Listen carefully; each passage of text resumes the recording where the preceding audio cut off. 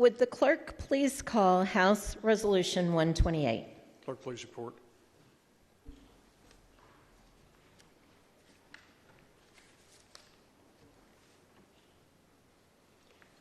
House Resolution 128, a resolution recognizing April 2nd, 2022 as World Autism Awareness Day and April 2022 as National Autism Acceptance Month.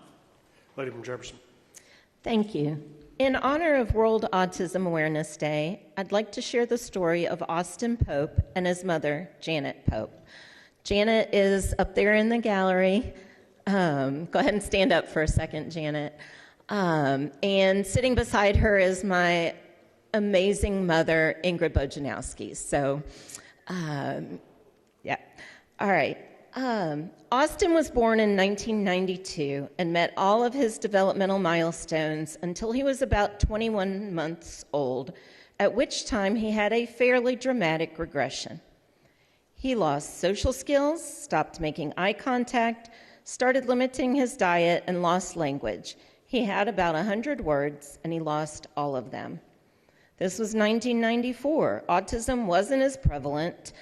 Austin's pediatrician said not to worry, but Janet didn't wait. Several months later, he was diagnosed with autism. For 4 years, Austin said basically nothing. He started stimming and flickering his fingers in front of his eyes 24 hours a day. He did not sleep. He would eat nothing but McDonald's French fries, some more Pop-Tarts, and McDonald's ice cream. And if you know Janet, that is definitely not her style. Janet read a tiny blurb in an autism newsletter that said sometimes kids improve if you change their diets. So Janet tried. But Austin was stubborn. It took almost 2 weeks to get him to eat something other than the 3 foods that he would eat. Eventually, they learned that removing gluten, casein, and soy helped Austin, and slowly he started sleeping, stopped stimming, and his sensory defensiveness dramatically decreased. Austin attended public school in Oldham County. After school and most of the weekend, he did applied behavior analysis therapy. He learned to read, learned some simple communication skills, and was in special education classes. He learned to type simple statements on a computer keyboard, usually 2 words or so. When Austin was 17, he got an iPod.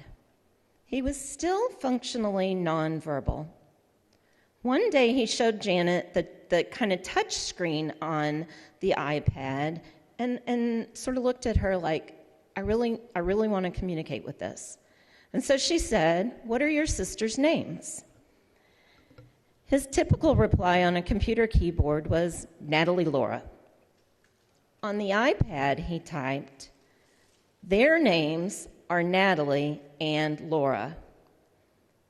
He had never used the word "and" in a sentence, and he even spelled "their" correctly. Janet asked him several more questions, and her head was spinning when he answered accurately and in full sentences.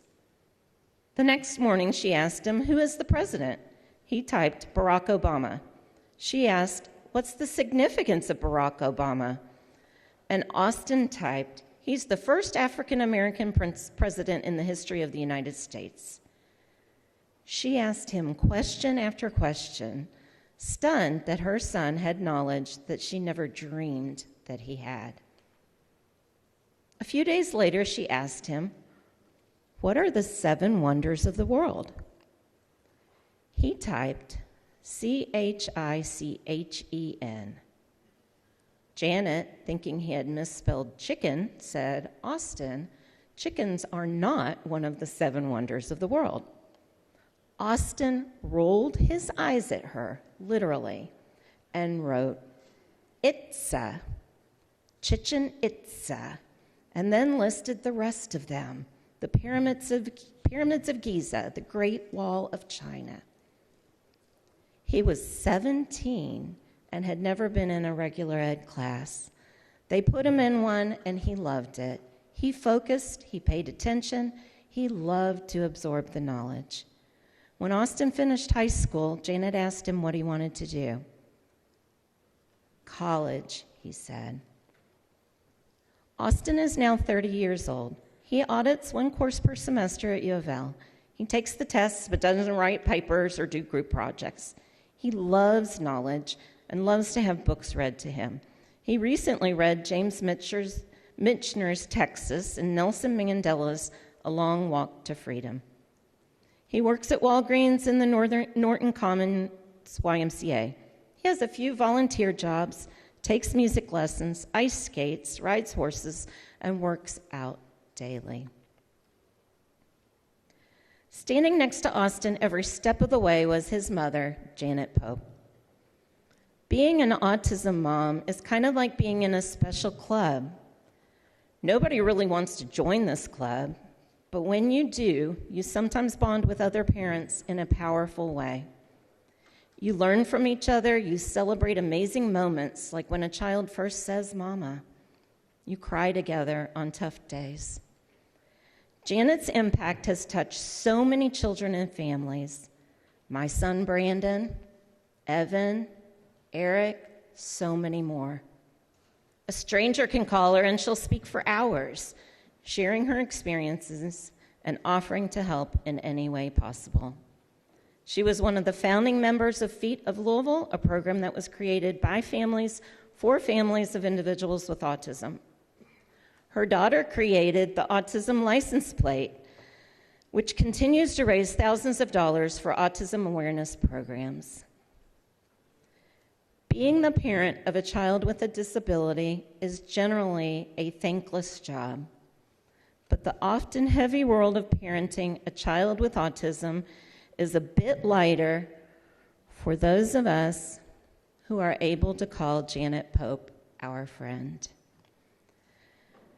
Would the clerk please call citation 139 and read it by title only? Clerk, please report.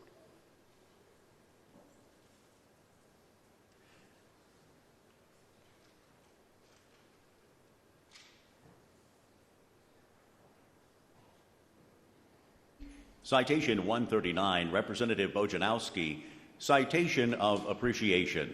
The House of Representatives of the Commonwealth of Kentucky hereby recognizes and honors Janet Pope. Lady from Jefferson. Thank you. Janet, if you would stand. I know, she definitely does not like to be in the limelight at all. Thank you, Janet, for who you are and for your ongoing support of individuals with autism and their families. Thank you.